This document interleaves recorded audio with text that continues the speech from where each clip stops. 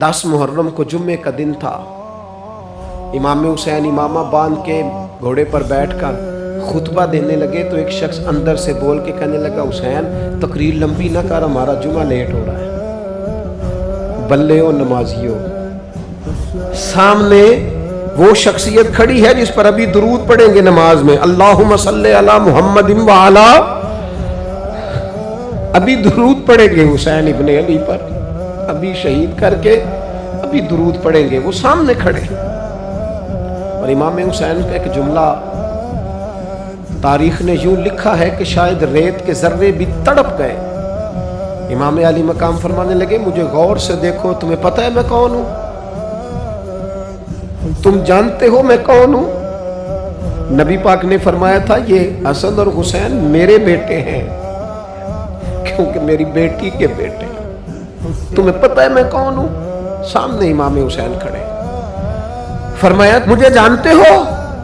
और इमाम अली मकाम फरमाने लगे, मैं तुम्हारे नबी का नवासा हूं और आज के बाद तुम्हें किसी नबी का कोई नवासा नहीं मिलेगा, क्योंकि नबी पाक आखिरी नबी है। और जब हुजूर के बाद कोई नबी नहीं आएगा तो किसी नबी की औलाद कैसे होगी? तुम्हें आज के बाद किसी नबी के नवासे की ज़ियारत नहीं मिलेगी। मैं कैसे आपसे ये बात आपको अर्ज करूं कि सामने हुसैन इब्ने अली भी हों तो लोग नफ्स की ख्वाहिशें पूरी करते हैं, लोग अपनी कुर्सियां पक्की करते, लोग गवर्नरियां पक्की करते रहे, लोग गुड बुक में जाने के लिए एक दूसरे को शाबाशियां देते रहे, जश्न होता रहा। सबसे पहले एक शख्स ने इमाम हुसैन का काफिला रोका था, उसका नाम होर बिन यजीद था। सबसे पहले उसने रोका था। वो एक लश्कर का सिपा सालार था। जब इमाम हुसैन रज़ी अल्लाह ताला अन्हु ने खुतबा पढ़ा ना, तो होर यजीदी फौज में था, वापस गया और उबैदुल्लाह इब्ने ज़ियाद से जाके कहने लगा, या जो भी वहाँ लोग मौजूद थे यजीदी फौज के, उनसे कहने लगा, तुमने तो कहा था कि सिर्फ रास्ता रोकना है,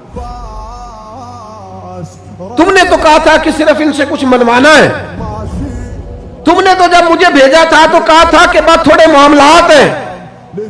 ओए सच बताओ, नबी के नवासे को शहीद करोगे? तुमने तलवारें निकाल ली है, नेज़े निकाल लिए हैं, तीर निकल आए हैं, तैयारी मुकम्मल है, मुझे सच बचाओ, क्या हुसैन इब्ने अली की गर्दन पर खंजर चलाने लगे हो? सैयदा फातिमा का जिगर पारा शहीद होगा, क्या यह खबर सच है? यूं होगा?